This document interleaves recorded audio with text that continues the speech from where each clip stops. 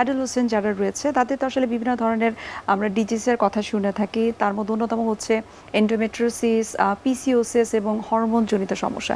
এগুলো সম্পর্কে একটু জানতে চাই যে কেন হয়ে থাকে এবং সেটা ট্রিটমেন্ট আসলে কি? পিসিওএসটা তো খুব কমন, কারণ পিসিওএস মানে যে ওভামটা যত বড় সাইজের হওয়া দরকার ওভুলেশন হওয়ার জন্য, সেটা না হয়ে ছোট ছোট অনেকগুলি ওভারিতে থাকে, একদম মালার মতন অনেক ছোট ছোট অনেক থাকে সিস্ট, যেটাতে সাফিসিয়েন্ট হরমোন রিলিজ হয় না।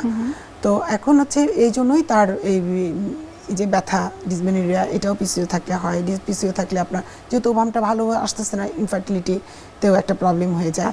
আর একটা জিনিস এটার সাথে যেটা কমন, আমি কিছুক্ষণ আগে বললাম যে সেডেন্টারি লাইফস্টাইল এবং জাঙ্ক ফুড এবং মনে করেন উল্টাপাল্টা খাওয়া দাওয়া করা, তারপরে মুভমেন্ট না করা, তারপরে হচ্ছে আপনার যে জিনিসগুলো আমরা দেখলাম মানে ঘুমাচ্ছে, একটা নর্মাল ডিসিপ্লিন লাইফে না থাকা, রাত 3টা 4টা পর্যন্ত কেউ ঘুমাচ্ছে না,